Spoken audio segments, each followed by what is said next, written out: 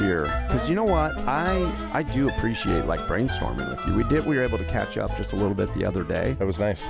And I like getting your perspective. I appreciate your perspective. We don't maybe see everything the same, and that, I appreciate that. Yeah. I'm glad you don't see I want to know, like, oh, what does this guy think about this? Or I don't care if it's the business, or I think it's also interesting about life. Yeah. So anyway, I do appreciate that, and that's why I do bounce stuff off of you, is I'm not, I don't know, I don't know. When I'm over there talking with you and we're talking business, I have no ulterior motives other than I respect you and I appreciate your opinion on things and that you'll share it with me. Yeah, no, that's the same for me. I just, I have a lot of respect for what you guys do, and so just a little insight in how you view things and how things have been going for you. The commonality of a lot of the problems that we face is the thing that I'm looking for. Just knowing that you're going through the same crap that I'm going through. Isn't that weird how that's comforting? It is. It makes you feel good. It's almost like a weight lifted off your shoulders. You're like, oh, okay, like this isn't just us. No, and you take it so personally. That's sad to think like, oh, other people are going through this and not a good time, but it's also a relief like, oh, okay, it's not just you, it's not like something you're doing that's causing this. So that, I think, is the relief of it all. Yeah. And when you see somebody else that you perceive as successful going through some of the same struggles that you're going through, it makes you feel better. It does. It does. It totally does. You've had to have felt better after talking to us a few times then. Because he's like, oh, those people, they're just making this up. I think a lot of times, too, we think other people have it all figured out. That is number one. You look at all these people in your life and from doctor to all these other things, and they're like, they know what they're doing. They got life figured out. Like, life seems so easy. Yeah. Like, what am I doing? But to realize, like, oh no, nobody has this figured out. Nobody. From parenting to job to friends to everything. Nobody has it figured out. Nope. You're just doing it day by day and step by step and trying to be the best person you can be, and hope that's enough. Just try not to make the same mistake twice. Exactly. That's really what I try to do. I try to make a lot of mistakes. I mean, I really, really go out of my way to make a lot of mistakes. Because you learn. I just don't make the same one twice. You got to try generally. Those. Yeah, you got to try that stuff. I can't tell you how many mistakes we've made in our business. I mean, I could go into my personal life. And, me too. But amazing how many mistakes we've made in business. We've been coming up, we're going on 7 years here in June. So many expensive mistakes that were like, okay, that could have been worse. Like, what if we were like a $5 million business? Like, how expensive would that that boo-boo? Yeah. But it's all relative, whether it's $5 million business to this, true. It's all relative of it. So I guess so. Yeah. Yeah. It's still. Maybe that's how I rationalize it, to feel better. Like, hey, that was just $2,000. That wasn't $200,000. Not a big deal. Yeah, but how else do you get better? Yeah, you don't unless you make a mistake. And nobody knows everything, and that's why it's important to have these type of relationships, so that I can bounce ideas off of you, or just kind of throw things out out in the air and see what you grasp onto and what the commonality between us is. Yeah, and what I can learn off of the little things. And every time I talk to you, Milo, I always learn something. Some little thing about how you're approaching your business, how you're doing your marketing, your content. But I always get something out of you every time. Well, thank you. And I'm not necessarily, like you said, I'm not necessarily looking for that. Yeah. But you always bring some type of insight to what and like through. because we go back to perception or perceiving things, our brains all work differently and we think things are different, and so when you get a bunch of people together to see, oh, how does that mind work and how are they thinking about it versus how this person or that person, and then it's super helpful and awesome to be able to be like, I would have never thought of it like that. And to get something out of it like that, you're like, oh my gosh, like, why didn't I think of it like that? Yeah. And you almost feel dumb too. Like, you're like, what? Yeah. But I fall into awesome. that trap of putting so much weight into certain thoughts or ideas. And so when I throw something out there at you and I'm like, hey man, this is kind of where we're going or what we're doing, it's interesting to see where, what your response is to that, because I might be putting weight on the wrong thing. This episode is brought to you by BFL sauce. That's right, BFL sauce. It goes great on everything. Let's just take a quick moment and let you know you can go to our website, bigfatlunchbox.com, and you can order BFL sauce by the bottle. We ship it out to you. And now, if you order over $25 on the website, you just get free shipping.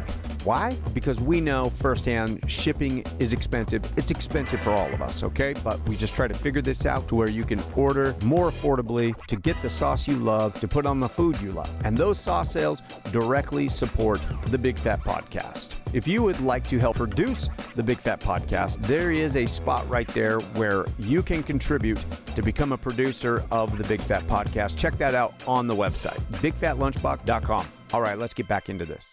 And like, you look at it differently, and you might bring up a point about like, no, the important part of that is this. And then it does. I go back and I'm like, okay, I was thinking about this direction, and it does. I'm getting better at being like, hey, it's okay. I thought it was all like this, but after talking to Kevin or talking to somebody, maybe it's not that. Maybe it's this. Maybe this is a better way of looking at this strategy or whatever. And honestly, I'm really trying to have a lot of honesty with myself and a lot of self-awareness. This is super important to us. This is all we have. We don't have, we don't have any other, somebody else working, bringing in other money. This is our whole life. Yeah, we're all in. So I think if you're going to be successful, if you're all in on something, you better have, over time, you better not get so stuck on that everything, or you think you have it all figured out. And I don't know. There's a level there of you got to have some confidence, but you got to be open and real, I think. I mean, there's a difference between having self-confidence and being cocky. I mean, having confidence and having self-awareness that you don't know everything. Yeah, and I think that's what separates successful business owners, is the ability to know that you don't know it all. Yes. My best resource is the people around me, right? Because I've only seen what I've seen in my short 43 years on this planet. The other people around me have seen things that I haven't seen. They bring things to the table that I don't have. My manager now, currently, he's a veteran, 2 tours in Iraq, and his perspective on things is different in a lot of situations than mine is. And while we don't agree all the time, I really value that second opinion and another perspective on how to look at things. Yeah. And without those people around you, I don't know how you can be successful by yourself. Yeah, because you have other people around you that have had different life experiences. They've been different places. They've seen different things. Yeah. They've tried different things that you haven't. So you talk about him being in Iraq. He's going to have a totally different outlook on life than you are, because you haven't been put in that position. So, like, things that are important or not important, you know what I'm saying? Like, things that you're putting such a value or an importance on. Yeah, he's like, hey, you're not getting shot at. This isn't a big deal. This really is a big deal. I've had that a couple of times with him. He's like, what are you stressing out for? for? In the grand scheme of things, this is nothing. Yeah. You know what I'm saying? So that is like super helpful to have people from all areas, all stages, ages of life, but also from all areas, for even cultures and different things. It's great to have that different outlook and perspective on things. Yeah, and that's one of the things that just to be honest with you, that I worried about raising kids here in Montana is the lack of diversity, the lack of cultural diversity. Liz and I are both from Denver. The high school that I went to was 68% African American. It was like we had to be immersed in different culture because it was all around us, and that's helped me be the adult that I am now. Is just taking everybody for who you are. If like just a person as a person, seeing what I can get out of you as a person. It doesn't matter anything else. Yeah. I think though they get that. Like, I don't think they necessarily have to be immersed in a lot of multicultural situations, though, to have an appreciation or to have an open mind, to be a good person, to be a lot of things. Like, that starts at home. Like, they see that home, and I feel like, it's not always but I think it's not always like, okay, you can't live everywhere to have your kids prepared to be a good person in every situation, but you certainly can how you live it, through your own examples and how Your you are around your teachings kids. of your Like kids. they're gonna pick that up. They're gonna be good people because you were a good person. Yeah. Yeah. I think so. And getting out of Montana and traveling and doing those things and giving them those opportunities to see, it's a lot easier said than done, obviously, running a Especially business. running your own business, yeah. You don't get out that often. But We were just talking about that the other day, honestly, and we were talking about racism in the world, and we were talking about, it's interesting, that's a hot topic all of a sudden, but in the world. But I grew up in Southern Nevada in the Las Vegas area, and then I went in the military and went out to South Carolina, and there was things that I thought were only happening on the movies. Like, I thought that was just in the movies, and then I went out there, and I was telling her just like 2 days ago. Yeah. And I was like, I went out there, and I thought, like, I don't know, I thought that was just stuff that happened on, like, Fletch Lives with Chevy Chase. I love that movie, and he goes down to the South, and there was all this stereotypical, like, stuff, and I love that movie. And I just, whatever, and I'd grown up around a lot of Hispanics, mainly a lot of Hispanics.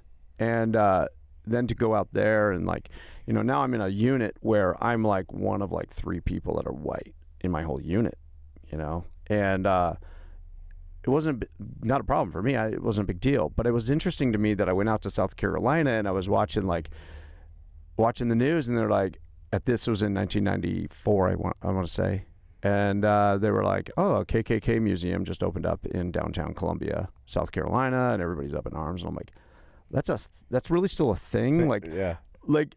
And then there was like somebody drove a van into it, like 2 weeks later, somebody drove a van through the front of it. And, oh wow.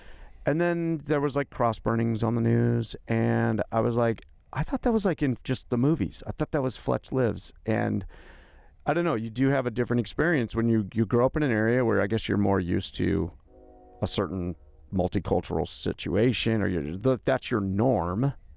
And I went out there, and then I was like, oh, people are still up in arms about all this stuff, and that was interesting for me. And I don't know what's going on in those areas for real now because it's hard to trust. Whatever. And then I moved up here, and I was like, I've never been around so many white people. Yeah. And the fact that, there is tons of white people, and I, growing up here, that's, the school is mainly white. We had one African, he was, in our school, and he ended up making it to the NFL. And everybody loved him because he was different, everybody was like, I don't feel that the racism was here, and being taught, our generation, like, I never seen it anywhere. I moved to Texas when I was 17, and we moved to a town that was predominantly African-American and Hispanics. Like, the whites were the minority, so it was a huge, like, culture change for me from coming from small town Montana, never left Montana, to 70 miles north of Dallas. So, but I didn't even see it then. Like, I didn't see any of it then either. I had it a couple times put on me because I was white, but you know what I'm saying? But I never seen what, what's all up in the news right now with the racism. Like, I don't see anybody being racist. And maybe I'm not, maybe we're subject in our little bubble and we don't see it. It's a 24-foot trailer is our bubble. Yeah. That's our bubble. But I don't see it even with people I talk to and people I just don't see that. What they're portraying is out there. I feel like people are more accepting. Not that it's not out there. It's out there. It's out there. There are people, but I don't feel that it's as bad as it maybe people are making out to be. Maybe it is. I don't know. I don't know. But I just know that I haven't seen it, even moving to Texas, and I haven't seen it, and I haven't, really. Where did you grow up again, Kevin? Where did you? Denver. That's right. I went to high school in Denver. That's right. Yeah, my wife is from Aurora, which is a suburb of Denver. Oh, yeah. Which, as a kid, high school and stuff, the part of town that she grew up in, I would not have gone there past about 6 o'clock in the afternoon. Like it was. There's always those parts of big cities that are a little rough. Yeah. So, I grew up in Denver, and I don't know. I think that's just important to to get what you can out of everybody that you meet, right? Because everybody has something to offer. And when I meet other food truckers especially, but when I meet people, I always try to give them a little bit of what I have. And I don't have much, but I do have some knowledge that through the millions of mistakes that I've made, I've learned a couple of things from those things. And if I can help somebody avoid making the same mistake that I made by just being like, hey, I did that once and maybe you don't want to do that. If that helps a person avoid the pitfalls that I've done, then I feel like I've contributed something to society. And I just try to treat everybody in that type of manner of, you have something to offer. I have something to offer. Whether we get along, every day, that doesn't really matter. But getting what you can out of people to help, live your life I think it's important. Yeah, no, I agree. Absolutely. I do. You recently moved from Billings out to Columbus. You're all moved in. Everything's. Yeah, only a few boxes left. Oh wow, that's such a thing. That's an undertaking to move. I used to move a lot, and now I haven't moved in a while, and I don't ever want to move. It's a hard undertaking. I'm hoping that was my last one. Yeah. It was a lot, and the market made it really difficult, especially in Billings, because the houses that we were looking at, we were getting outbid by 30, 40,000 for these houses that weren't worth the money. Yeah. And so we were starting to get a little frustrated. And then we saw this one in Columbus, and I asked my wife, I said, what do you think about Columbus? She's like, oh, I'd love to live out there. And so... Oh, that's awesome. She wasn't. That's great because you feel like, in Billings, you have all these recreational restaurants, all these things, and then to come to a little small town that there isn't a whole lot. Yeah. But they're still going back and forth, though, right? Yeah, I have to, because, the restaurant is still open there over by Shields. And then she works at the Yellowstone Boys and Girls Ranch. And so that's 72nd and Hesper. Yeah. And most of her stuff is about 75% remote. So she's working from home. Oh, perfect. Quite a bit. They're growing that program, which I'm really proud of her. She's growing this program out in Livingston now and Bozeman. Okay. So, she works for the Yellowstone Boys and Girls Ranch, and she works for the IPS program. She's the director of the IPS program, and what they do is they help. What is IPS? It has something to do with employment. I don't know the actual acronym, and she'll probably be mad at me for that when she hears this. You'll hear about it. What she does is she helps kids with kids that are at the Yellowstone Boys and Girls Ranch, those type of kids with bad home lives and mental disabilities and those type of things. She helps them get jobs, keep jobs, and be sustainable employees. Kind of rehabilitation type. Kind of, but it's giving them skills that nobody has had the tools to give them, right? And so a lot of them don't know how to fill out an application. They don't know how to interview for a job. When they get a job, they don't know how to show up every day on time and do all the things that you're being asked to. So they life coach skills. them. Yeah, and so they coach them through that. And the biggest thing of it is work helps with mental problems and stuff. And when you have bad stuff going on at home or you're depressed, work helps that. Going and going to a job every day, completing a task, going home, feeling like you did something that was productive, getting a paycheck. A lot of times for these kids, that paycheck is their way out of the terrible situations that they're in at home. Builds their and confidence. So it's a way that they can escape the abuse and just the nastiness that they go through at home, that they're stuck there. So job and working gives them that opportunity to go out. So she's making a big impact on the community of Billings, and she's trying to grow the program throughout the whole state, just so that these kids have a chance to be free and to work and know what it's like to be contributing members of society. And it's awesome what she does. Yeah, because those kids have a lack of self-esteem and confidence and all those things that this gives them that chance to build that with what they're lacking and they're not getting at home. Yeah, and they don't just go out and get the kids any jobs. They're like, oh, you're a kid, let's go get you a job. They try to find out what the kid's interested in, right? Yeah. If you want to work in food service, if you want to work with pets, or there's all these different little things, so that they get them into something that they care about, that they have passion for. Because we can all just go out and get a job. A job is a job, jobby job. Really care about that job, doesn't matter, you're getting a paycheck. So they try to find something that the kids want to do, that they're interested in. Gives them a little drive. Yeah, so that they stay motivated, they stay... Because if you give them any job that they're not interested in, they're not going to do well. No, none of us do well. I don't think anybody does well when they're just collecting a paycheck. And unfortunately, there's too many of us out there that have jobs where that's all it is it just you go to collect a paycheck. You know that you're not happy there. You know that you're probably never going to be happy there, but it fits your... what you need. In debt, and you have to have that job, and you have to have that source of income coming in. You're living that paycheck to paycheck. You don't have many choices. Yeah, you got to support your family. You got to, live within your means. Yeah. And if that job is what gives you those opportunities, then you're going to go to a job every day that you don't like. Yeah, I think a lot of times too, people go to jobs where, like you said, it is turned into that. It's just that. It's only filling these very material needs, but it's not filling needs of making an impact, growth, challenges, rewards. It's just going through the motions. Like, people go, I've done that. That's why I did that for years. And like, so people are always like, why do you oh man, you got a job at a place. That's not a job. That's a career.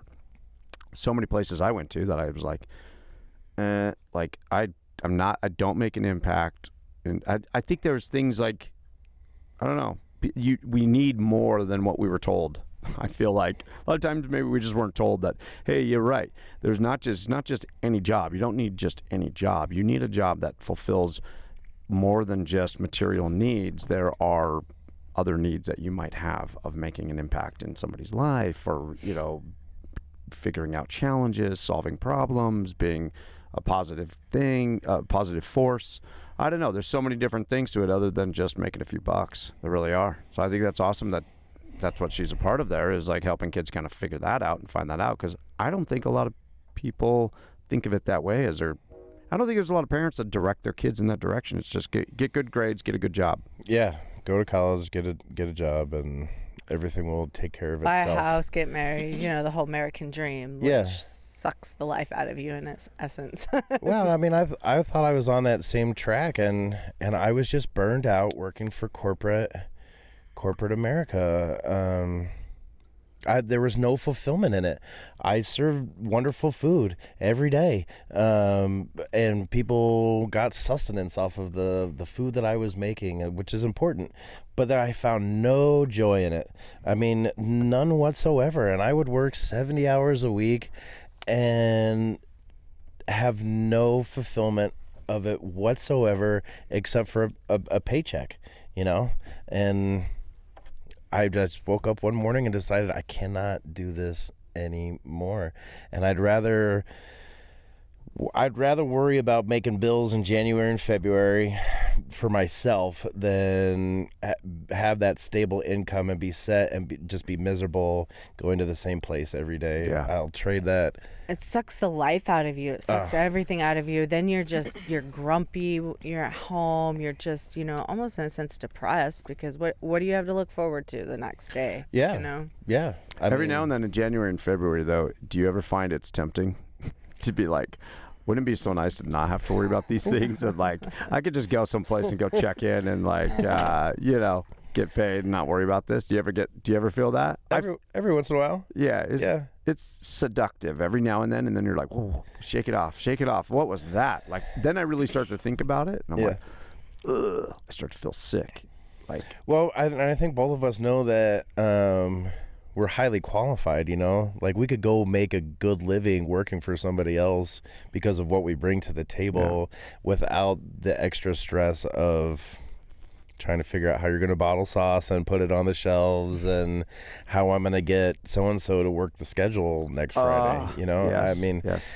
The management of people and the whole thing, yes. sometimes like having somebody else deal with all that, and it sounds appealing at times. It does. But then you said like the next day you wake up and you go, what was that? That was just Yeah, silly. Let's yeah. go back to work. And I got some rest, and now I'm like, Yeah. and that's usually what okay. it is. You know, I'm need either some rest. hungry or I need some sleep. Yep. Kind of get over yourself. Yeah. hey, so I haven't talked to you at all about Levity, right? It's Levity. Levity, yes. Levity Bar How did that and Casino. happen? And like all of a sudden I was like, I saw your post and I'm like, holy cow, Kevin's like doing this thing. And tell us what you're doing and tell us how that came about. Yeah, so we're inside Levity Bar Casino now, so we rent the kitchen out from them. Mm-hmm.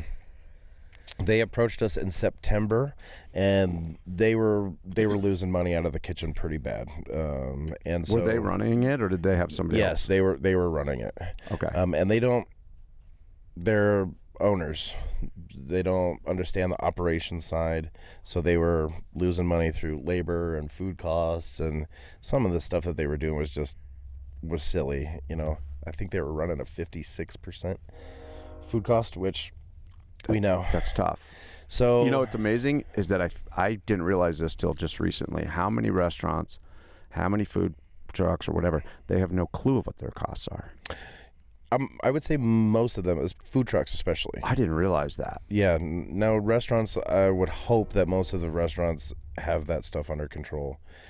But food trucks, you know, as long as they see money in the bank account, Yeah. they feel like they're making money, and they don't actually know, you know, just like you're telling me what you can do, you know, the labor and everything for a bottle of sauce down to a penny. I mean, I can tell you exactly what a Montana melt cost me to make, you know, Right. because I know food cost. Yeah. So anyway, they were losing money, and they wanted to go a different direction, so they approached me about renting the kitchen from them and just taking over all of the food, so that they didn't have to worry about it in there.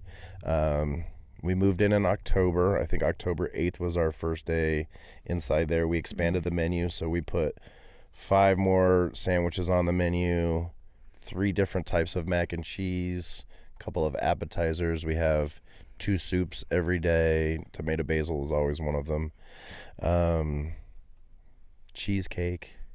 We're just like a normal restaurant. Yeah. So we've been doing that now for about 7 months, and it's going okay. Yeah. The business is there.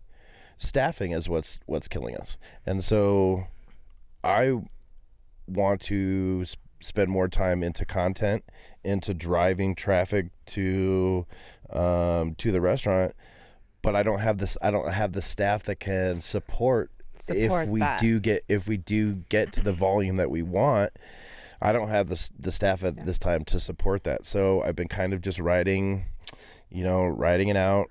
We're not losing money, but we're not making a ton of money through Levity. The food truck is still carrying everything, but we have 3 people on staff, so they're making a livable wage and support. So I'm, at least we're Maintaining adding something. to Yeah, our you're community. breaking even and you're keeping it going until you can get some other things figured out. So Yeah. that's good. It's so interesting though. You can have location, and you can have a great product, but if you don't have the right people, it doesn't matter. it doesn't matter. And that's true. And I don't expect anybody to bring what I bring to the business, right? Because it's my business. Right. Nobody's going to have more passion for it than I am.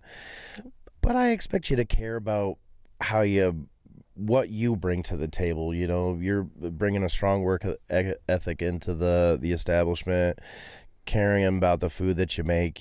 My philosophy, and I've always told this to cooks that I've had for over the years, is don't serve anything to my customers that you wouldn't serve to your mom.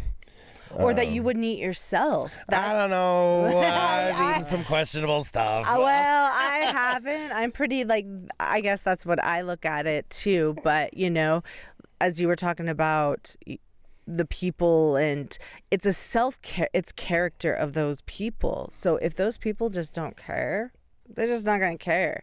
And nobody's going to care about your business like you do because they don't have a stake in it. Yeah. If they had a stake in it and they had some of their money invested into that business, you watch them care about it more, but it's hard.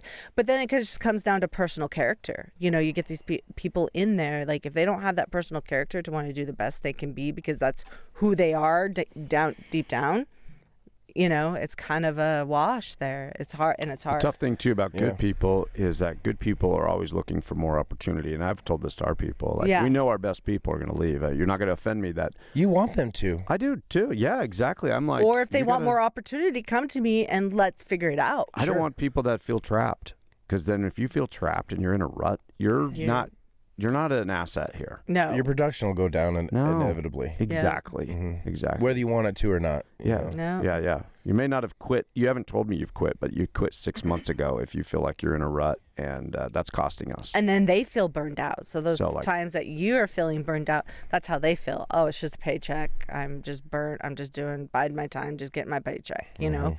And you don't want that. No, and it's hard as an employer to try to give an environment that is more than just your worth here is what you're taking home, is your paycheck. So we try to do more things into the community so that my employees feel like not only am I giving back, but they're giving back. They're The part of business- something their bigger. business is Yeah. giving back. In February, we made, I think, 75 or 80 sack lunches, and this wonderful local family, they went and delivered them to homeless all around town. They just drove around in their car handing out these sack lunches. And my manager, I don't know, for the next 2 or 3 weeks after that, there was just something different about him. Just a little bit lighter. And he just felt like he just had a little bit more sense of pride in what he was doing. And I went back and I looked through the pictures that we took of, that day of him making the sandwiches and putting all the stuff together. And you could just kind of see the progression from the beginning to the end. And when he was standing there with all of them boxed up in front of him, and he's got his arms on his waist, and he just looks like he's climbed the Mount Everest, and he's on top, and he's like, I got it. And to give that to somebody, I think is cool. Yeah. And for a simple act of making 80 sack lunches that, we just gave away for free. We took the hit on the food, and it was just a nice thing. And Yeah. it translated to him putting in more, to feeling like there was more substance to it than just a job. It is, Montana Melt is giving back to the community. Yeah. They are trying to better, Billings. Yeah. And that's what we've tried to do. Feels good to do nice things for other people. So you get that dopamine rush. You get that feeling, So you're doing something nice to people, but it's also like you're doing it for yourself too. So I don't want to say it's selfish, but it is, you know what I'm saying? It feels good. You like doing things for other people and making Yeah. other people feel good. I think it can be selfish, and I think there are people that use that as, to try to feed themselves. Yeah. But by and large, you're right. It's just a feeling of, well, obviously the dopamine is a chemical thing that happens.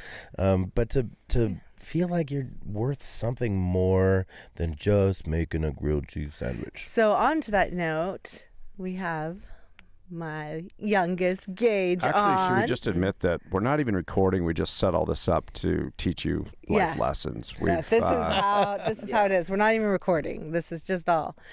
We So let me. I don't even know if it went over there. I'm showing who we're talking about here. We got Gage over there.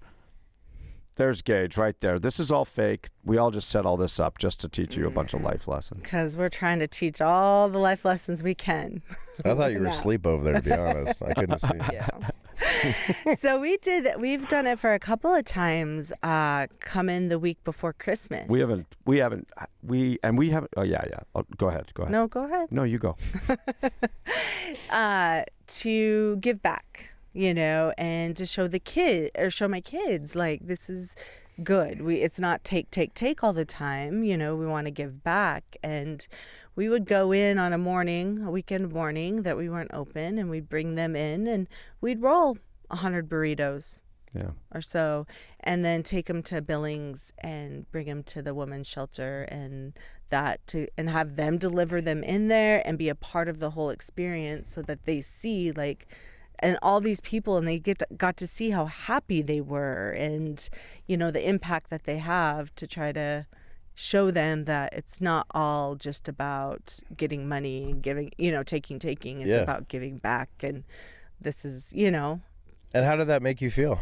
It made me feel pretty good. I think it was a great experience to have, and it was fun. It was frustrating a little bit because they came in we're in the trailer. This is not normally what they do. And so they're like trying to learn what we do, and we're trying to teach them what they do, But by the end of the morning, hey, we're having a good, there's music playing in here, and we're all just as a family, we're rolling breakfast burritos, and we're going to load up the truck, and we didn't tell anybody about it. We didn't post anything. Yeah. We just they were like, Gage and his sister, they were like trying to do a good job, and there was a little bit of stress, but by the end of the morning, by the time we all ride into town together and we go do this together, like there was like you said, there was a process, like you could see a change through the whole process from the time that we got there to the time that, hey, we just accomplished this together here in Billings. And I don't know, by the end, you guys really looked like you guys were having a good time. And is that accurate, what I'm saying? It is. So another thing I have to say, or I'll have Gage say it, is that we were talking about last summer. And last summer was kind of a hard summer because it was so hot and miserable. You couldn't do anything. No. We didn't even go camping. If it wasn't hot, it was smoky. Yeah, we didn't even go camping. We did nothing. I think we did paddle boards a couple of times on the river, but that's literally it. And we were talking, I think I was talking with him, Bailey, and talking about the summer.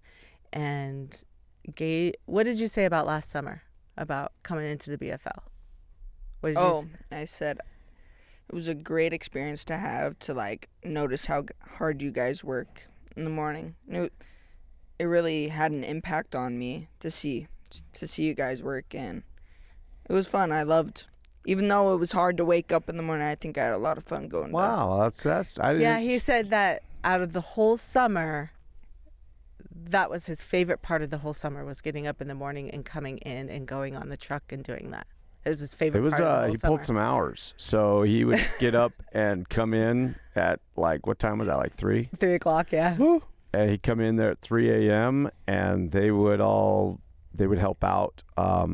He would actually get on the truck and go with Connor. So he'd help Connor get ready. And so what we were doing last year was we would roll like, I don't know, between 3 a.m. and the time the Connor would leave. What time would you guys leave? Like 5:30? Yeah, 5:30. Yeah, typically. So by that time, 6. we were rolling like sometimes 300. like 300 and something breakfast burritos by the time the truck left, because that was enough for the truck, enough for us to get started here.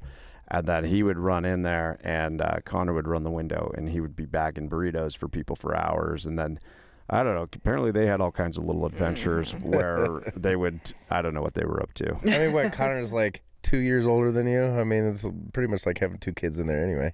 Mentally, yes. Physically, Connor's actually like 21 or something. I don't know. He was 22.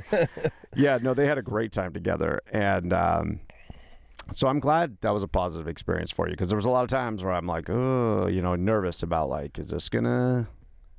I don't know. I don't want this to cause any problems where we take stuff home. Sure. They're like, gosh, I had no problem with this guy, and now I've worked at his place, and it was stressful, and I don't want to be around him.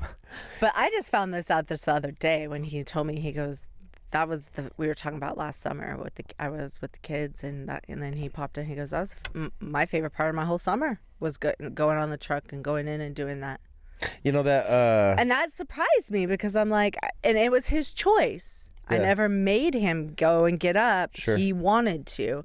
And so I think that's also, kind of like he wanted to do that. There were some tips involved too. There was some tips.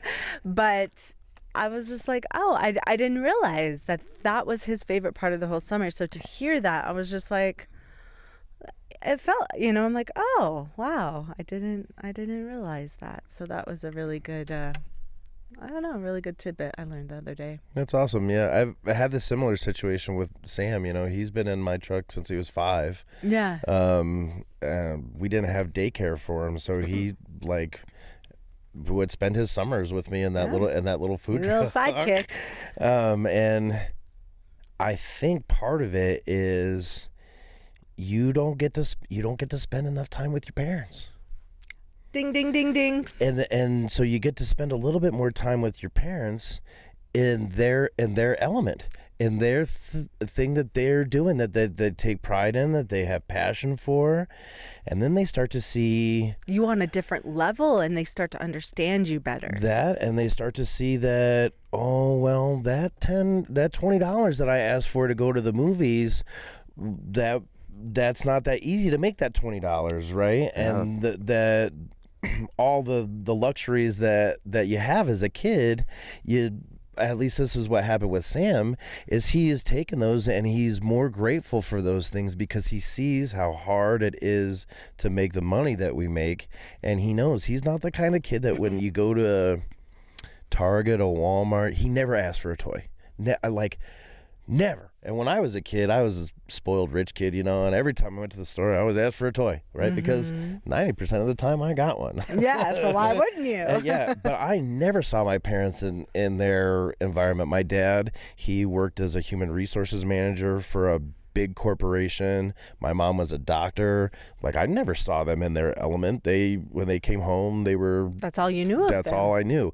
And so that perspective of how hard it is to make that money and what it actually entails, the time, being up at midnight to make money, to put a roof over your head, they just get it a little bit more. They have a little bit more respect for you. A little more empathy, Yeah, and he said some of his favorite times that he's had in the last couple of summers has been working the truck. And last year, my favorite event of the whole season was when it was just the four of us, my wife, my daughter, me, and Sam, and we did the Harlow Music Project together up in Harlowtown.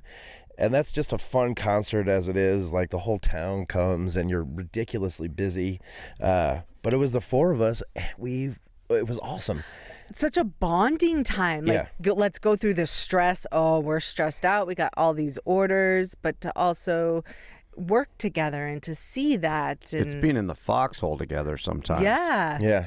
And it brought us together closer, and we all have a little bit more of an appreciation for each other. So I totally get where you're coming from, man. Like, it's a cool thing. And my son is probably the smartest 11-year-old I've ever met in my life, and he still says he wants to be a food trucker. And I go, oh God, please find something. But if he has that passion and he, You know what, though? If he was actually to go that route, though, now, like, for you to be able to mentor him or to be like, okay, if you have any questions, I can help guide you. But if he actually has, the tough thing I think with kids is like kind of like forcing them to do something they don't want to do. Like, if you're like, you're taking over the family business, that's one thing. Yeah. But if he actually has that drive and motivation, like, that's exciting. That would be like, yeah, I'd love to that common guide ground. you if that's what you're really, really into. But you have to know that that's because that's what you really want. And if that's what you really want, I'll help you on whatever level you want me to help you on. But like, yeah, that would be exciting. Yeah, and I've never want to put that pressure on him. No, and that's awesome. This is my business. This is what I wanted to do. It's not, when things aren't going well, it's not my wife's responsibility. Like, it's mine. This is what I chose to do. And having him be with me for as much as he has in the past 6 years, at times I've felt bad, because I thought, oh man, he could be at a summer camp or doing this. But I've never tried to force it on him and say, you have to work the window, you have to sweep the food truck. It's always, do you want to help? Do you want to be in the window? You have to be with me because they have to want where it, it is, because but- if you don't, you're gonna have. If they don't want it, you're gonna have bad attitude. You're gonna have sulky. You know what I'm saying? Yeah. And then it does nobody any good. So Yeah. No. I was attracted to that part of it, doing the business too. I kind of had this thing growing up. My dad actually was, he was in, he was the director of business licensing, concerning gaming and liquor in Clark County, Nevada. So all the hotels, casino, everything from liquor store to huge corporations, whatever. It was all through the 80s and 90s. And so he has a lot of great stories. I want to do a podcast with him, actually, because he was actually in Vegas, like, when there was a kind of a shift between everything's run by the mob to the corporations took over, and they all had to come through him for business licensing. Okay. He's got some great stories. I want to do a podcast with him. But the thing is growing up, I always wished that I was like, I thought about it. I was like, when I grow up and I'm like, I'm supposed to figure out something, I just wish I had, like, why don't we have a family business that I could just learn and like grow up and just have that and learn this and take over the family business someday. Like I had that thought, you know, Yeah. and I was like, well, I can't do that because my dad's always worked in government and worked in whatever, and that's just not what we have, right? But I always liked the thought of those family businesses. So after years and years of working for the man in several different ways, I think what I did is when I did the food truck thing, I thought, oh, this would be a great thing that maybe I can build up with my family. But over time, what I found out is like there's so many stresses involved here that I have to let go of my expectations of this. I felt like I was actually putting expectations on this, and it was making it even more stressful for everybody. Eventually, I got to where I'm like, I don't want family involved here. Like I went the other way. I was like, holy cow, it's not worth it to have a stressful situation or environment, or they're not having fun and we're not having fun or something like that. And then there's some kind of pressure. So I actually changed. I still do this because someday, you know, our family will benefit off of this, hopefully, you know, and I have something or a legacy or something that we build that we can whatever. But I certainly I had to have a mind kind of a change about how I was approaching it, because I feel like maybe at times I had too high of an expectation. So I think that did contributed to stress that we just didn't need. Sure. And then I was like, oh, what am I doing? I got something here that I'm trying to bring my family together, and it's pushing them away. Well, and it comes back to that, what do they want? Do they really want? Are they doing it to make you happy because they feel like that's what you want? Of course, your dad, mom. Right. Or are they being true and being like, hey, that's just not really not my thing, you know? And like either way, you know, you being okay with that. Like, I get it. This is my thing, not your thing. Yeah. If it is your thing and you want that, then awesome. But if it's not, awesome, you know? So Yeah. either way. I've never wanted to do that as a parent. This is about 4 years ago. Sam said he wanted to start playing drums. I said, great. Let's get you some lessons. Let's see how that goes. And then, you know, if you still want to do it, we'll get you a drum kit and whatever, and you can play drums. And he started actually picking it up pretty well, right? And I was like, oh, well, this is great. So Christmas, we got him a drum set. He's still doing the lessons. And then about 6 months later, he stopped wanting to practice, right? So he would go to the lessons once a week, but in between the lessons, he wasn't progressing at all because he wasn't doing any of the work to get better in between the lessons, right? Mm-hmm. So the music teacher's like, hey, you know, it's like we hit the same stuff every lesson and we're not progressing. And I was like, yeah, you know, I'm trying to get him to practice. But I don't want to be the dad that stands above him and is like, now you must practice your drums for 40 minutes a day. Like, that takes the fun out of it. If that makes you miserable, then what are you doing, right? And whether it's playing drums or doing homework or whatever it is, you got to find some joy in what you're doing. Otherwise, you're not going to do it with any type of quality, you know? If it just is like, oh, I have to do it just to do it, it's just not fun. It's a fine balance because in all of that, you do have to struggle too, because there has to be a little bit of struggle in there for you to come out on the other end and realize like, okay, you know, but there also has to be that want and that drive, you know, like struggle builds. Like I've went through some struggles in my life and I wouldn't be where I am today or have the mindset I have today if I didn't have those struggles in my life. That's true. You know, if I didn't like, totally 100%. My struggles have made me a better person. Are you a big, like, once you start, you've got to finish guy? Yes, I cannot have open-ended projects. What about for your kids? Like, you started this drum thing, and now you're going to stick this out. Oh, to a certain At what point, I guess, are you okay with pulling the plug on an endeavor? I'm just curious because I'm like, depends on the situation. So with the drum thing, I went to him and I was like, look, I am not going to hound you about practicing.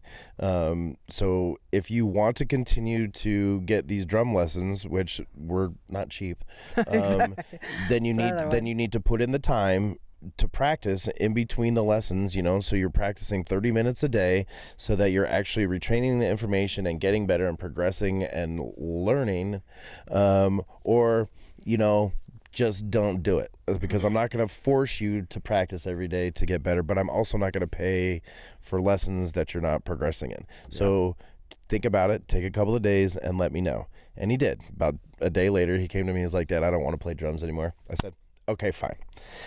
With sports is a little bit different, because I feel like with sports, it's not just about you. You've made a commitment to your team. You've made a commitment to your coach.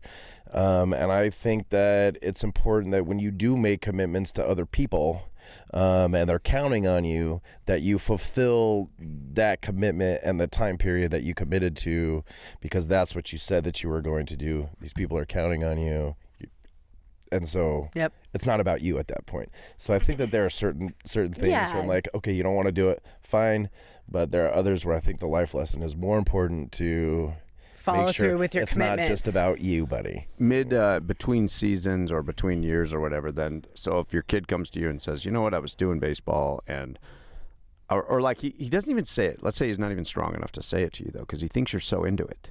I mean, would you let him just be like, would you look for hey, are you not enjoying this? Would you let him out? I see a lot of I guess I asked that because I see a lot of parents nowadays. It seems like everybody's trying to get their kid on a traveling something, and they're trying to be like, I don't know what they're doing. If they really think every single one of their kids is going to be in Major League Baseball, and I'm just using that as an example. I see. Do you see what I'm saying? Yeah. Or I'm wondering if you see that, or if that's just my perspective on that. I just see that people are like almost relying on those things to raise their kids, versus like, hey, are you doing this for fun? Are you doing this to learn a few things, or am I as a parent just turning you over to somebody to raise you? I think that there's a little bit of both. I think some of it is living vicariously through your kids. Oh yeah, that's that too. 100%. Oh, I wanted to play more baseball when I was a kid, and so I didn't get to do that.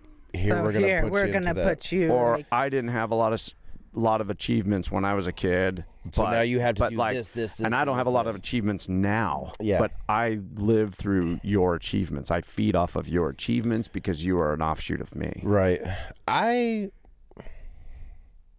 like to think that I pay attention to my kids and their feelings, and especially kids of your age.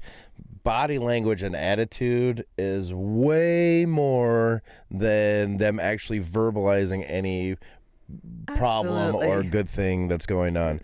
So you have to be in tune with them. You have to pay attention and notice what they're doing. I knew that the drum thing for him was being an issue. You could see it on his face. You could see that it was like a daunting task to have to go practice. And I'm not going to put that kind of pressure on him. You really don't like doing that? Well, I'm not going to force you, because what good does that do? And no, he's going to end up hating it. Yeah. And me. Yeah. And me. Yeah. And so I feel like if I saw him in a baseball where he wasn't audibleizing the fact that he wasn't happy, you know that he's not happy. Yeah, let's get through the season and we won't do it next year. Yes. And that's how I've been too with my kids. Like, you start something, you start a commitment, we'll finish it out. If you don't want to do it the next year, great.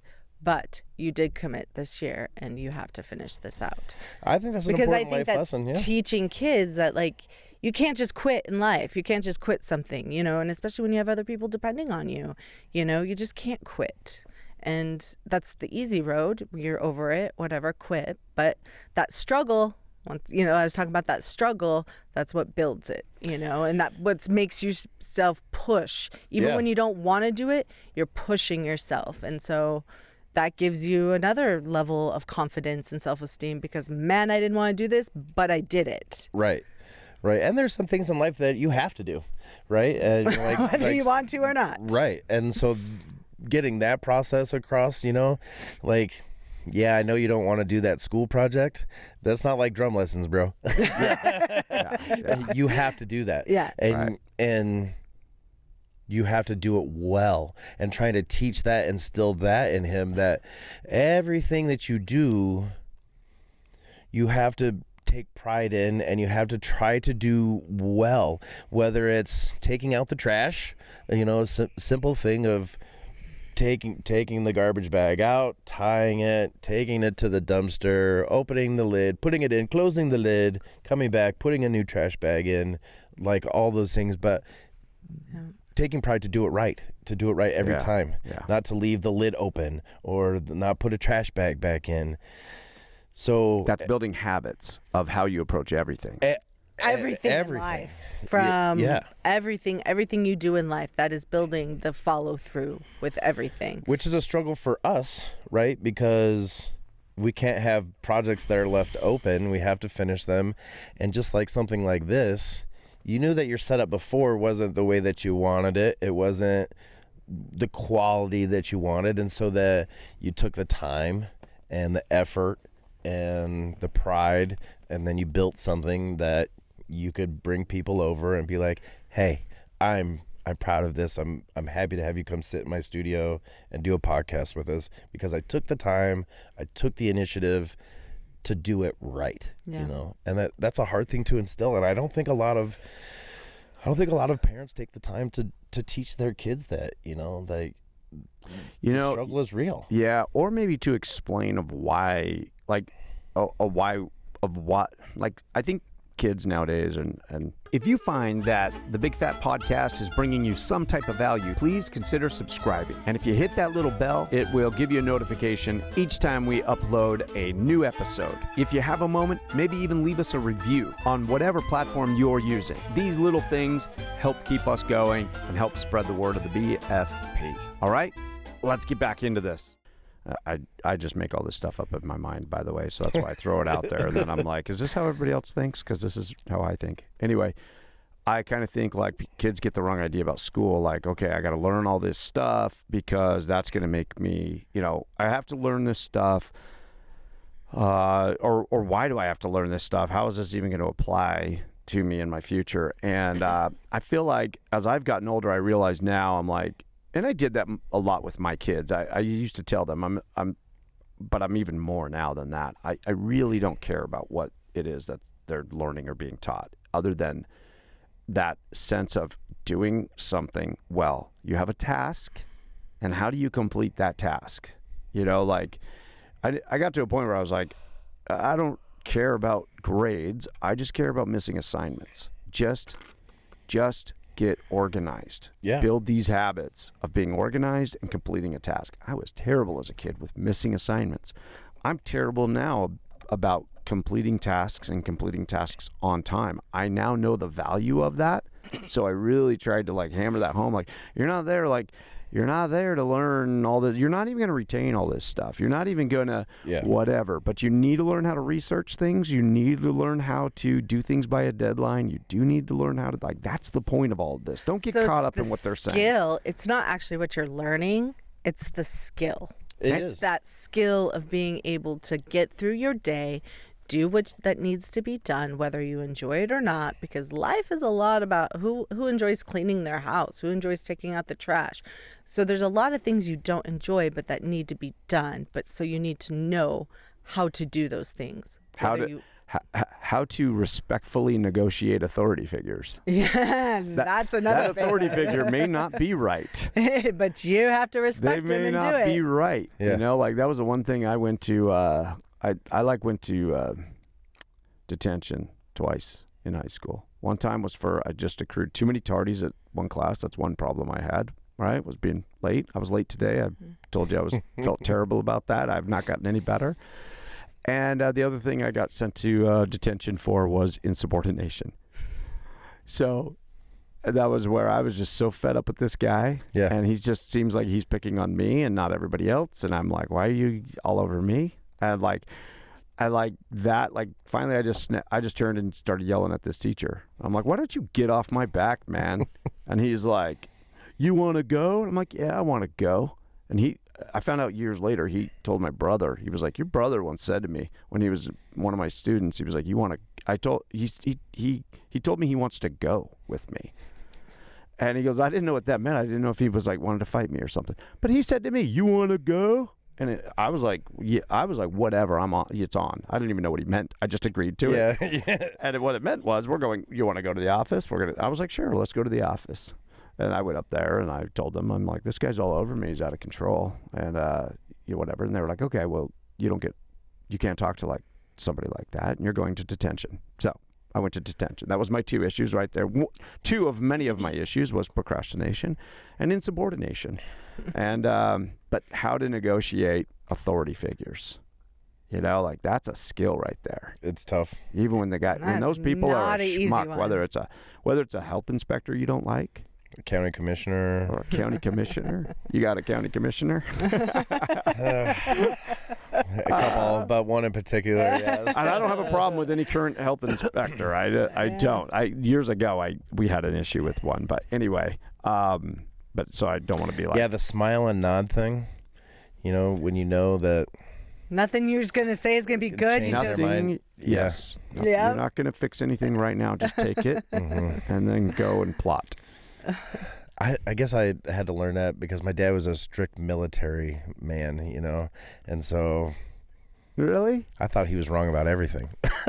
And so I had to learn. I mean, I was growing up, but just yes, sir, and just do it. Oh, that's awesome, what, man. What it was. I find that interesting because you're like, man, I got a grilled cheese, I got a gourmet grilled cheese food truck business, and I wear tie dye. I got my brand is on a tie dye shirt. I still have my Montana Melt shirt, and it's like you turned out like, here's that military guy. Did you just butt heads with him? Do you find that you did anything to just spite him? Oh yeah. Yeah, we didn't get along. You're like, I'm going to be my own man. From about 14 until I left when I turned 18. like you wanted to be complete opposite of him. Yeah. Yeah. And we were so much alike that's why we butted heads, and he was always right. And that's just the way it was, and I didn't want him to always be right. And Yeah, it's part of one of those things of growing up. And I'm glad that I was raised with that structure. I mean, at the time it seems unfair, and it seems this, that, and the other thing. But the life lessons that he taught me have gone a long way. How to respect people, that you don't respect. Or how to talk to people that you don't respect, people in positions of authority, people that are just older than you, that genuine common courtesy and respect towards people has taken me a long way in a lot of situations that when you first look at me, the tie-dye guy, you get that first impression, but then you talk to me and then you deal with me and then you go, oh, okay. Yeah, it's not quite what I thought, what I perceived, and having that basic respect for people at the very onset of meeting them, it just opens a lot of doors, Absolutely, 100%. I know that's what you're saying is 100% true, because I respected you from day one. You came to town and you came and said, hey, I'm doing a thing over at Beartooth Ford. I'm Montana Mel, and I'm just stopping by. I'm just grabbing one of your breakfast burritos. My name's Kevin. Hey, how you doing? And I was like, oh, hey, that's cool. And for you to come and just approach us, and like, that doesn't always happen. Like, that does not always happen. So from day one, I just was like, I respected you, and I never made any judgments about anything other than like, oh, this guy approaches it the way I would approach it. And so that's easy to respect. There's a lot of people who don't approach it that way, and they come to this with a different mind frame of not. I don't think it's about really mutual respect. It's about you're the enemy, or you're the competition, or you're the whatever. I don't know what drives other people, but it is always interesting to me on who does that, who makes that step of that courtesy. We try to go and we go find this about us. We go and we find places to try, and if we have a good positive experience there, we'll hope to you blow it up. We'll promote it or post something, or we'll try to say something nice. And it's always interesting to me about who I go to. Sometimes I don't mention that, like, hey, I'm in this business too, because I get a vibe. Like, I'm like, the way they're treating me, like, this is, I guess, how they treat their customers. It's been interesting. I go to food trucks and I'm like, I want to try their stuff and maybe meet them and see if, we can learn something from each other. Mm-hmm. I've had places I don't talk to them because I'm like, They just know all I am is a customer right now, and I don't like. This is not how I treat my customers. So we already look at something very differently. Okay. And then there's been a few of them. I could name names. I'm not going to. Maybe later, and I'll be like, hey, this guy just having a bad day. Sometimes I do reach out to you. Sometimes I'm like, hey, because I've been like, hey, I'm in town. I'm going to have lunch. I've done that with you where I've been like, hey, is there like, what do you know about this guy? Right. And you've been like, oh, I don't know. They got started just recently, and I'll go try it. But that, not everybody lives by that code. And so I did respect you from day one. You came to town. We were like, hey, that's awesome. This guy's setting up. Let's go have lunch over there. Yeah. And then I'm so glad, because if you hadn't have stopped and had the character you have to come and stop and just introduce yourself, we wouldn't have probably gone over there. Like, we're busy at the end of our day. It's late. And but we were like, he stopped and got here. Maybe we should go over and grab lunch. And I'm so glad we did, because then I'm like, oh, now I've got this, a peer that we respect in the business and whatever. So that's my point about what you're saying about how you treat people and how you I appreciate that. Thank you. Yeah, I mean, because you took that first step. I try to take that first step with people. Not always do we have the time or the energy or whatever. But I also do notice of who tries to take that first step with us. I try to reciprocate with them and whatever. But it's also interesting to me of who doesn't act like that, who doesn't operate like that. One thing I've noticed, and this could be something that your experience is with my popularity in Montana Melt and the success that we've found. I've found that can be a little intimidating also to these other food truckers, where they do look at you right away as competition, and so there's a lot of food truckers in the Billings community that like won't talk to me. Or it's the pride thing, and they don't Wow. want the pride thing. I think, a lot of people obviously have pride and Sure. that, and they don't want you to think that they're doing something wrong. So they don't want to be vulnerable to put themselves out there. I feel like Sure. that's a big one too. Yeah. Yeah. And I know that we've talked about this before, but when I first started, if it wasn't for Ashley at Cajun Fatties and Joanna and her husband from the Bayou City Catfish and Ray and his wife from Big Guy Barbecue, I don't know that I would have survived the first couple of years. They gave me so much little insight because I was a 20-year restaurant professional. I knew brick and mortar backwards and forwards and left and right. The whole gambit of brick and mortar. This was a completely different thing, and I didn't realize that until like my first 60 days, and I'm going, wow, this is way different than I had anticipated, and so many other things that I just didn't think about that were popping up. And so I would ask questions, and I would be in terrible predicaments, and they would come and bail me out because I didn't know what I was doing. Or I'd have to ask them silly questions about insurance and stuff, like, why is this big event asking to be put on my insurance? Like, I don't understand. It doesn't make any sense to me. And then, they'd walk me through the process. So without those people, I don't feel like I'd be where I'm at. And anytime another food trucker comes and asks me any of these operational questions or stuff like that, I try to give them everything that I have. Because again, if I can help you avoid making the same mistakes that I made, great. I'm just going to save you time. And look, I just made the mistake so both of us can learn. Cool. I don't mind taking one for the team. I have the knowledge because I messed up before. So take it from me. But a lot of them approach it as combative, as I'm competition. Oh no, there's Montana Melt. I don't want to have feeling when I pull into an event. I want them to be like, oh look, yes, we're with Montana Melt. There's going to be people around here. What can we get out of them today? Yeah. So. Oh yeah, for sure. And I think on 2 occasions, Ashley has mentioned to us that she thinks you're one of the smartest guys out there. Yeah. Ashley said that about me? You should listen. Yeah. Yeah. Oh. Yeah. Really? You're like, what? What? Yeah. She said No, you're a on 2. genius. Yeah, she's like, Kevin's the smartest one among us. She's like, he's figured out what he does with cheese.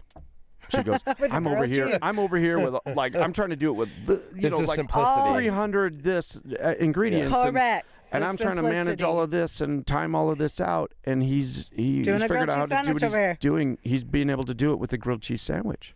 Well, I can't tell you how that makes me feel. It gives me goosebumps because, like you guys, I have an immense amount of respect for that woman.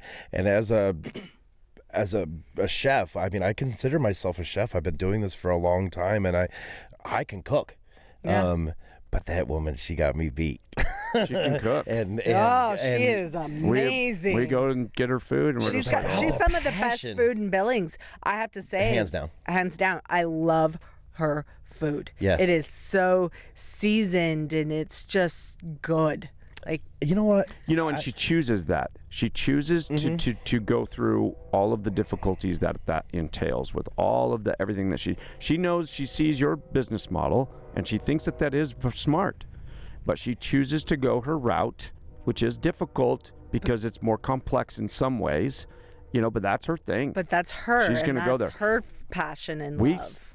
our menu, I've told you this before, but our menu was getting big at doing lunches and everything else, and then we learned from others, and I took a lot of inspiration from Bayou City Catfish. So I'm like, these guys just do catfish and fries and like they now, and they'll do some shrimp, but they just are known for that one thing. Let's do that. Yeah. Like I don't have a big cooking background other than what I made for my kids in my kitchen on Saturday. Like I can figure out one thing and be like, how can I make that one thing better? I didn't have any kitchen experience.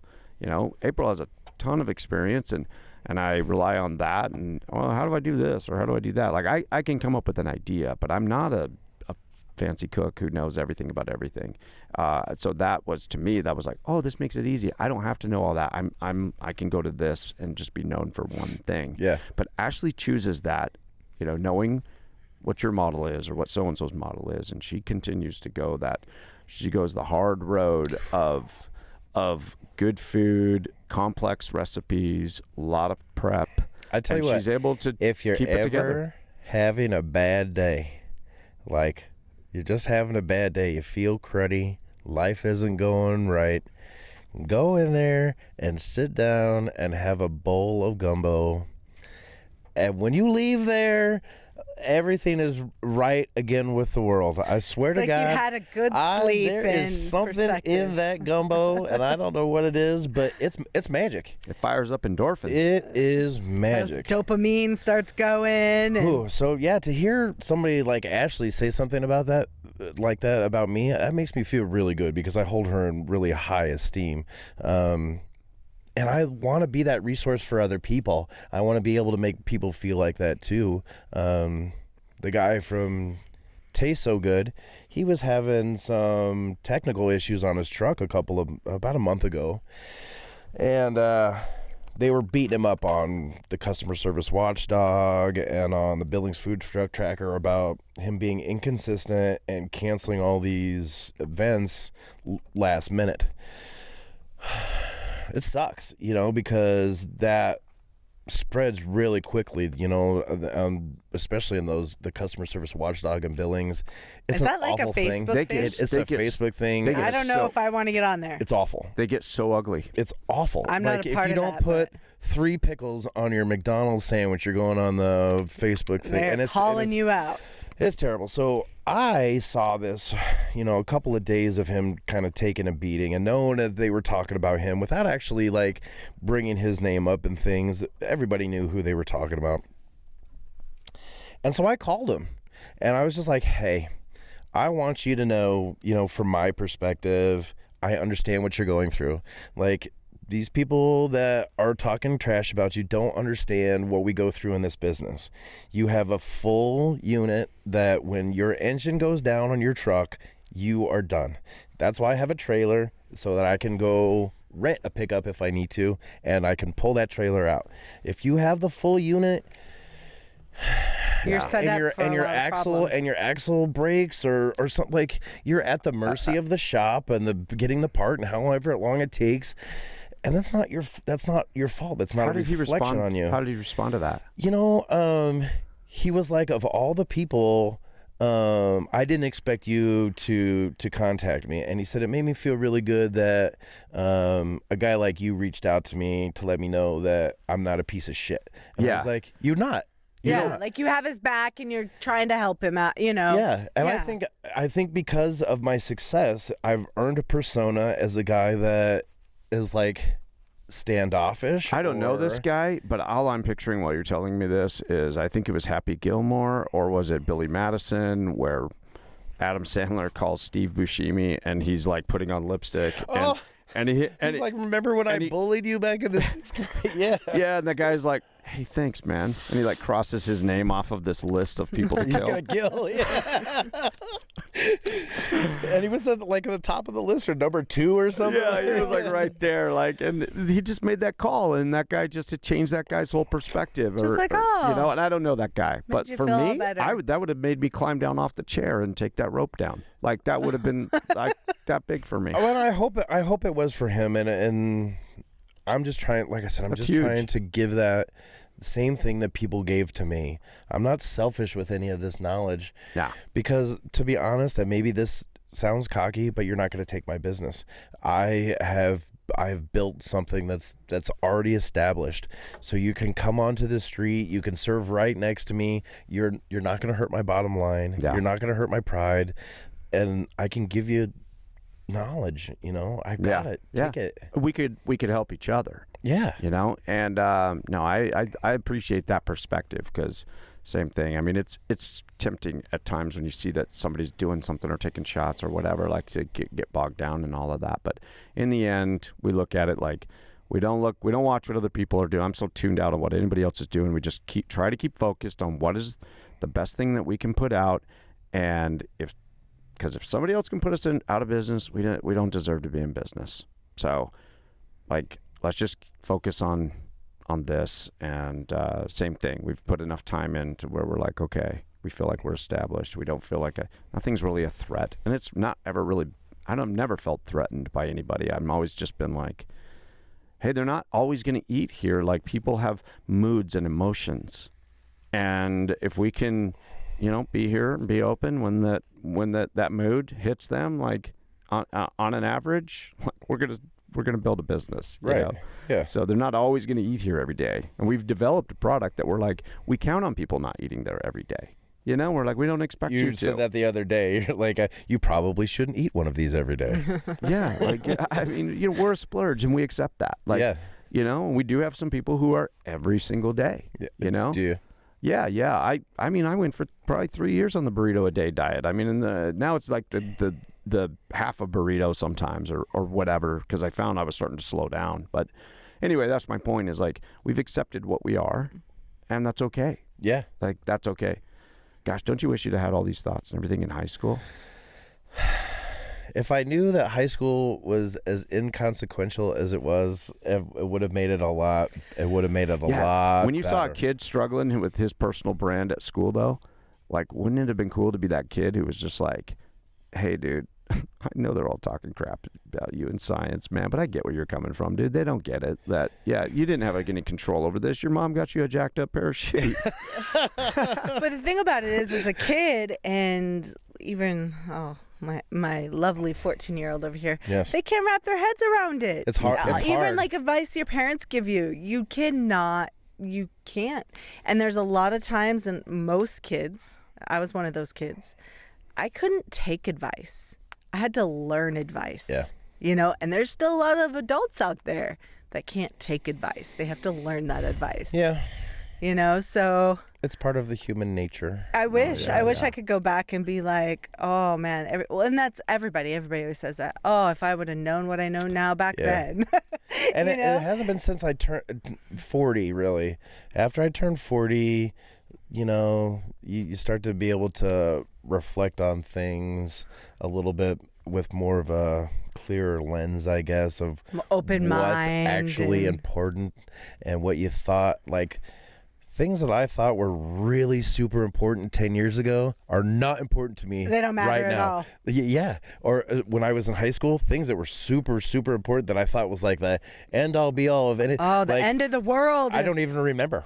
I don't even remember what they were. You know, I had this conversation with my daughter just a couple of days ago. We were talking about this very thing, and she was bringing up, she's now in like her mid-20s and stuff, and she's, and so she's now looking back and she's like, holy cow, I thought high school was such a big deal. And you told me, go try things, have fun, don't worry about it. These things don't matter. You told me, but I didn't know how to wrap my head around it. I didn't know how to accept it. But now I see that. And I said, you know what, Alex, there's things you're going through now that I don't really, like now I'm like, I don't share as much with you because I'm like, you're just going to have to experience some of these things. You're in a place right now even where you're not ready to accept what I'm telling you about the phase you're going through right now. Yeah. But then while I was talking about that, that's also why I love these conversations, because then I actually, by opening up my dumb mouth, like I actually start to like generate a learning experience for myself. And I'm like, my parents are in a place now where they tell me, hey, Milo, don't stress about it. Don't worry about it. You work so hard all the time. You shouldn't. Don't worry about it. Why are you stressed? Don't worry about taking that day off. You deserve it. Or this or that. And the things they tell me, I'm like, yeah, you don't really know what you don't get it. And I'm like, no, they're at a level now where they're like, when I get there, I'm going to go, was I so stressed out at 48? Why did I put so much pressure on this or this? And I thought I had to carry all of this. And I thought that this mattered and this mattered. Yeah. Like that window just shifts, I realized. And I was talking to her the other day, and I'm like, it just all of a sudden occurred to me. I'm like, oh, I'm doing the same thing. Yeah. I'm doing the same thing that I was telling her. Yeah. I'm doing that. And these people who are are at a further chapter in the book, they're already way up there. They know what's coming. They're now trying to tell me this. And I'm still not wanting to take it. Not ready to wrap my head around it until I get to that point. Isn't that interesting? That's so interesting because I had the same conversation with my dad. They both were big professionals that worked a lot, and they gained a lot from what they, the time that they put in. But they're both saying the same thing. They're like, Kevin, you gotta slow down a little bit. Enjoy life. You gotta take a little bit of time. And I just keep telling them, I'm like, oh yeah, I'm just doing this for 10 years. Because I'm just really grinding for 10 years, and then I'm gonna slow down a little bit. But they're like, nah, you're missing things here now. Because that you don't they know. regret how hard they worked and all the time they put into that and didn't stop and enjoy the certain things in life. They're now at an age that they're regretting that. Yeah. So. Yeah. And they try to wave the flag and let you know. And come listen. All too often we're like, yeah. Whatever. You don't understand. I didn't take you seriously before. I'm not going to take you seriously now. Yeah. And then when I'm that age, I'm going to be like, oh. Same thing. They were right. They were right. How many times have I said that? Oh, my parents were right. And it pains me to say that, too, because at the time I thought, you guys know idiots. Everything. You don't know. You know it all. Yeah. You're at that age. Yeah, where you know everything, don't you? Yeah. 14, 15, that's about when it happens. Yeah. He's actually been getting to a spot where he's like, I don't like, just to give you some kudos. He's been doing a lot of growing and a lot of. He's been impressed. Kind of like starting to acknowledge when he's, I was wrong about this. He's starting to be able to start to recognize those things. I was telling him yesterday, I'm like, dude, 2 things, if you could learn how to say, they're going to bring you so much power in life. I'm saying, I said to him all like heavy and impactful, like, remember just this. Like this with the deep voice. Like, remember this for the rest of your life. Hypnotism. And I was like, 2 things. I don't know. And I was wrong. I'm sorry. I don't know, but I don't know. And not, okay, I was wrong. Or it's, I was wrong. Mm-hmm. It's, watch your tone. But if you can master those 2 things, I'm like, this is going to give you so much power in life. Yeah. I tell my son all the time, it's okay to make mistakes. It's like, it's okay. Make them. Don't make the same mistake twice, right? And take accountability when you do make a mistake. It's what you do after the mistake that matters. Yeah. It's not the mistake itself. It's what you do after that mistake that matters. You got to own it. And we're all human, and we're all going to do things that we're not proud of. But you have to own it. and you have to take And I responsibility think that comes for like it. with parents too, you know. It's not easy as a parent to be like, "Oh, I really messed up," or to go and apologize to your kid because we're supposed to know it all and, And we're that's a supposed to be different right. thing from these generations. Like, my parents never would have admitted that they made a mistake parenting me. And I still even think to this day they probably wouldn't be like, Nope. yeah, we could have done this different. No, that's a different. That's like a progression, right? And that's how By generation, yeah. humans are supposed to evolve and get better, right? We're supposed to do just a little bit better than our parents did so that our kids have a little bit better.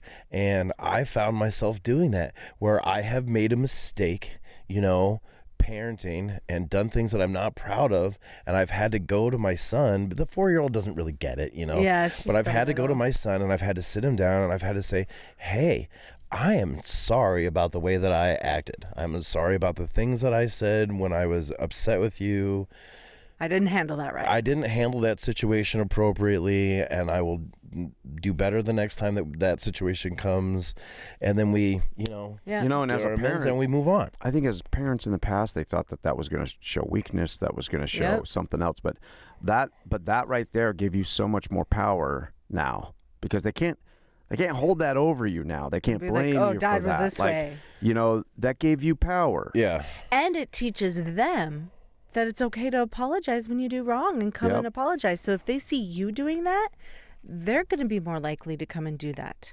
Well, we used to have this thought that adults were perfect. Yes. As a kid, I thought that adults were smart, And they knew everything. and that all were good people, and they all did the best. And then as I got older, I realized that none of that was true. No. And my parents, especially, my parents were humans that had many flaws, and they didn't make all the right parenting moves. Why? Yeah. Because they're human, and nobody does.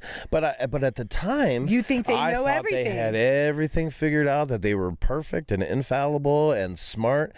And well, that's just not the case with They're and humans. The not smart thing. I found out that most adults aren't really that smart. Yeah, right? You know, I gave them a lot more credit than they deserved as a young kid. You know, yeah, I did the same thing with people of positions of authority or older people. I thought that they had, you know, a different level of intelligence, or they whatever. And same thing, as I've gotten older, I'm like, oh, that guy's winging it. Yeah. He has no idea.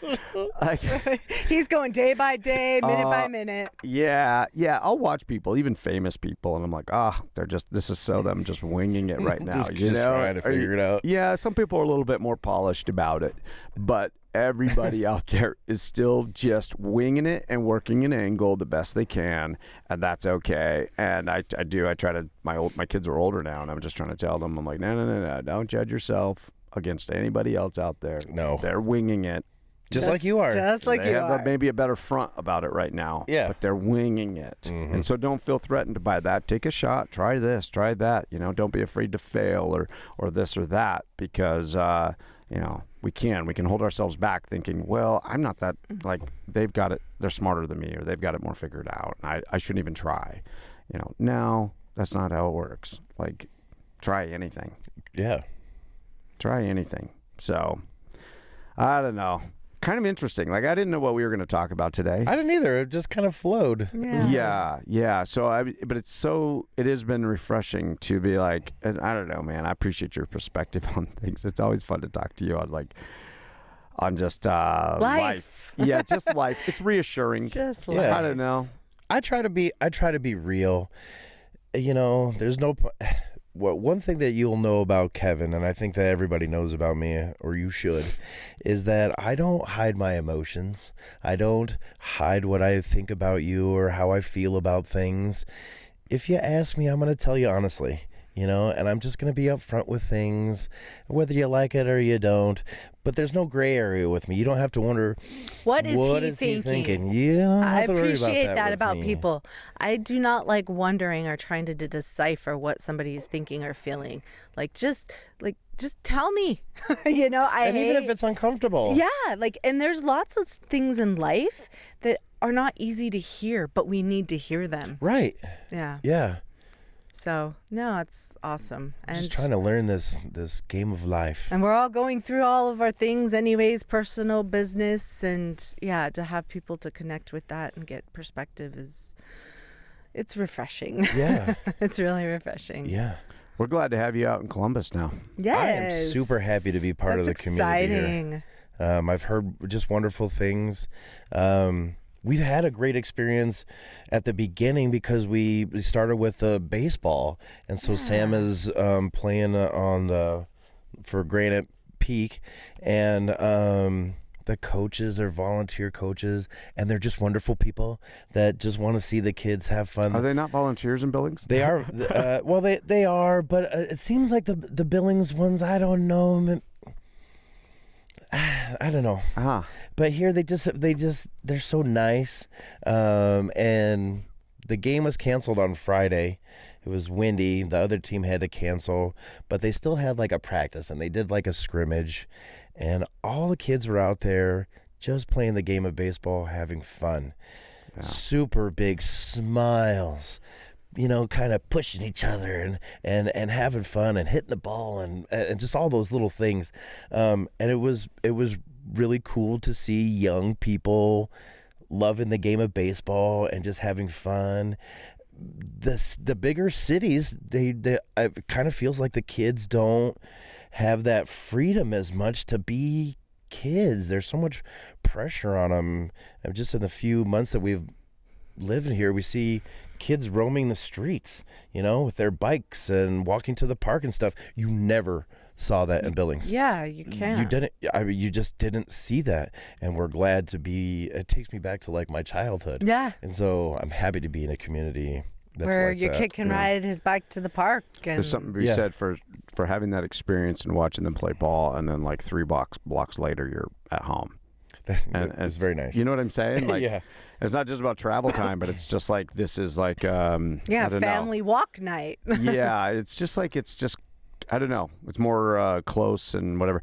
I don't know what book I was reading, but it was they were talking about the numbers of people. How once you get past a certain, they've found studying all kinds of different things, but once you get past certain numbers of people, there's a point where all of a sudden there's just way less accountability, and there's anonymity. Yes. Right? Yes. You're just a face in the crowd. Yeah, like it doesn't matter if you pick up or you leave your trash in the break room. If you work at this company and it has up to like 150 to 180 Nobody's employees. Nobody's going to know it was you. Yeah, if you have work up to that point, you will take more accountability. You'll throw your trash away. But once you get past like 200 employees at a facility, there's just trash left around, or there's a real point where it's like a breakdown. You Yeah, get to it's a a certain point breakdown. down, and it's like a societal breakdown. Yeah. And it's like I think I was thinking about that a minute ago when you were talking about that. Like you get this smaller group, and there's just more accountability and more responsibility and more care.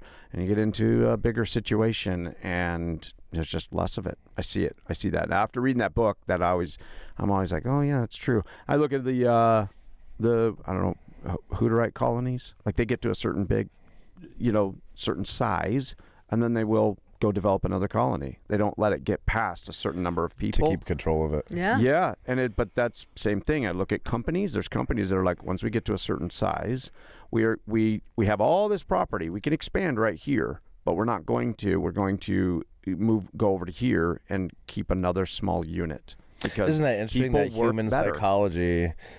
And how they figure that out. Yeah, and it's subconscious. It's not like It's not like malicious and people just go and do that. It's a total they don't even realize. It's a human nature thing. Like if we were studying bees, like bees get to a certain point when all of a sudden they just like, okay, they go develop another operation over here. Right. Like what is that moment? Nobody's saying, hey, roll call says that we have now enough bees to go do this. But it's something that just ingrained in nature, that there's these traits about populations and numbers, that certain things happen at this number and then certain things happen at this number. Fascinating. It's interesting, isn't it? Yeah. But yeah, we're happy to be here. Columbus is great. I'm going to go fishing after this. So Whoa, nice. Pretty nice. Yeah, that's awesome. Yeah. I know. You just go fishing and you're home within minutes.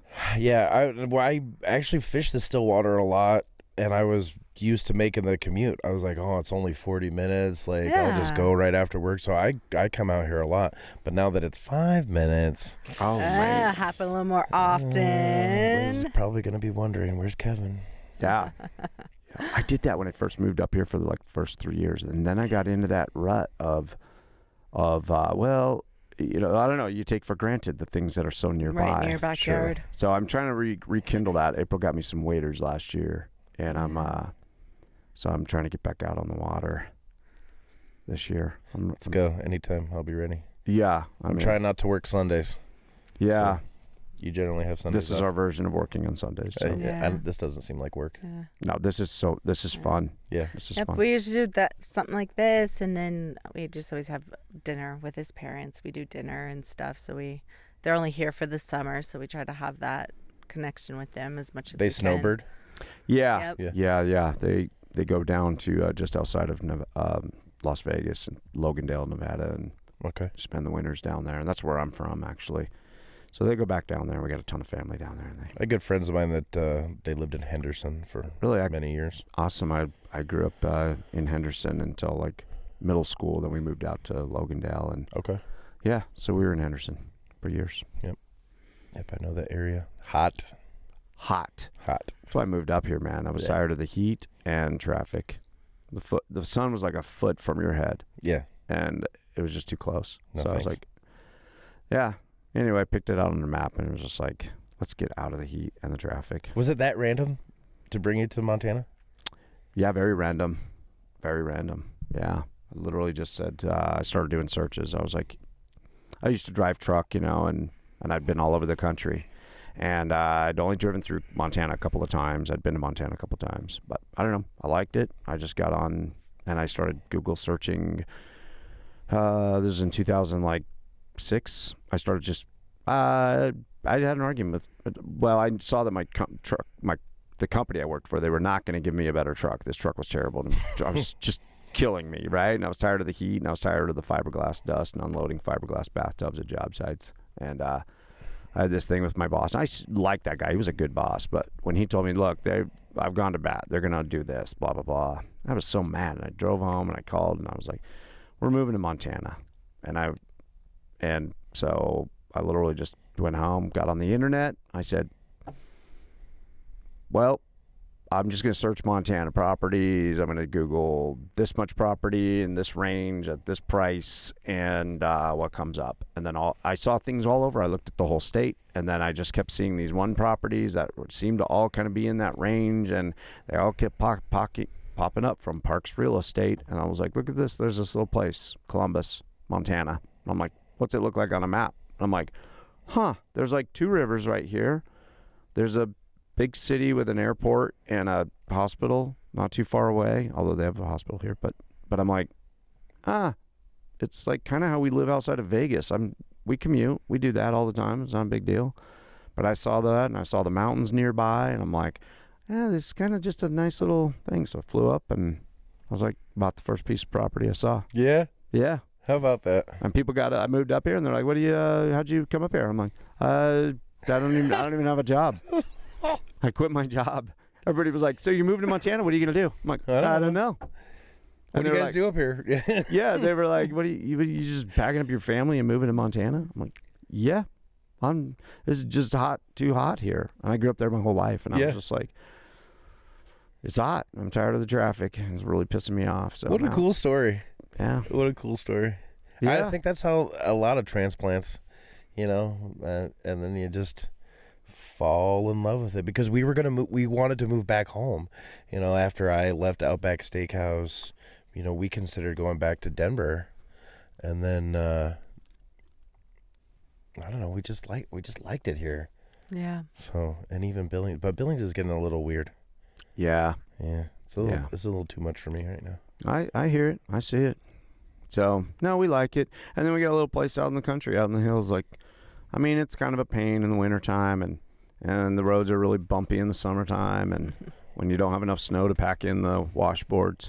But the drive, it's beautiful out there. You would get out there, and it's just, you unwind, and it's quiet. I live in this little secluded little valley. My parents came up here, and good thing I'm like, they're like kind of my best friends, and they bought a property right across from me. They were like, this is like a really, would you be okay if we came up here? And I was like, no, come on up.